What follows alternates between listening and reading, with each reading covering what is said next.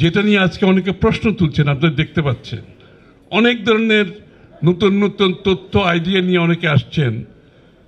তারা নিজেদেরকে খুব বেশি বুদ্ধিমান ব্যক্তি মনে করছেন, অর্থাৎ তাদের মধ্যে সংসদীয় গণতন্ত্রের স্পিরিটেই বোঝার সুযোগ হয় নাই। তারা সংসদীয় গণতন্ত্রের উপর আবার নতুন নতুন কমিটি করে তারা সংসদ এবং সরকারকে নিয়ন্ত্রণ করার চেষ্টা করছে। কিন্তু মান্নান ভাই যেটা ধারণ করেছেন, আপনার সব চেক অ্যান্ড ব্যালেন্স সংসদীয় গণতন্ত্রের মধ্যে সব কিছু আছে, নতুন করে আবিষ্কার করার কেউ দরকার নাই। যারা এখন আবিষ্কার করার চেষ্টা করছেন তারা সংসদীয় গণতন্ত্র বুঝেন না, সংসদীয় গণতন্ত্রের স্পিরিট জানেন না, সংসদীয় গণতন্ত্র কিভাবে কাজ করে সেটাও তারা বুঝে না। এই জন্য আপনারা দেখছেন না, এই যে ঐক্যমতের প্রত্যেক দিন একটা সভা চলছে, কত ধরনের আবিষ্কার আমরা দেখতে পাচ্ছি। কোনো আবিষ্কারের তো দরকার নাই, সংসদ হচ্ছে সব কিছুর মূলে।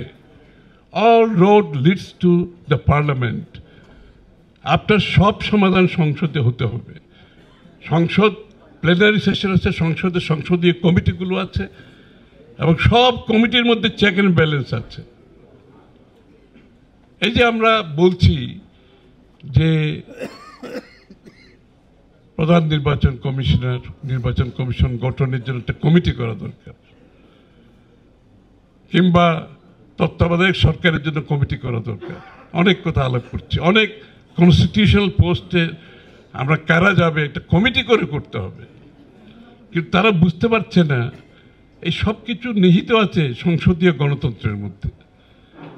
আপনি বিদেশে আপনারা দেখবেন, যখন একটা গুরুত্বপূর্ণ পদে কাউকে পদায়ন করা হয় সেটা পার্লামেন্টারি স্ট্যান্ডিং কমিটিতে।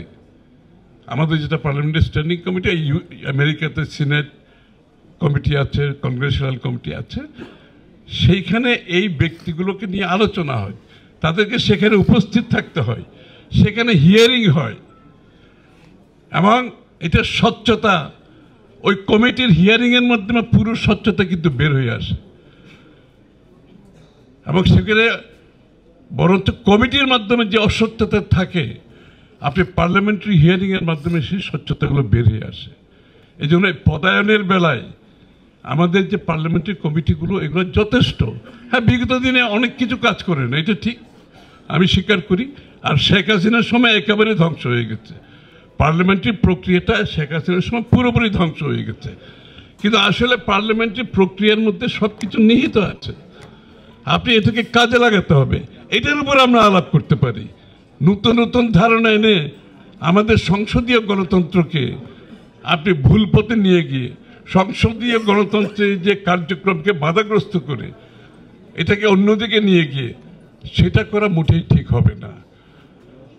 দিনের শেষে দেশের মালিক হচ্ছে বাংলাদেশের জনগণ। আমরা আজকে 15-16 বছর যুদ্ধ করেছি কি জন্য?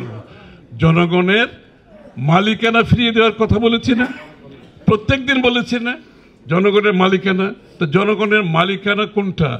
তার মালিকানা হচ্ছে তার ভোটের মাধ্যমে প্রতিনিধি নির্বাচন করা।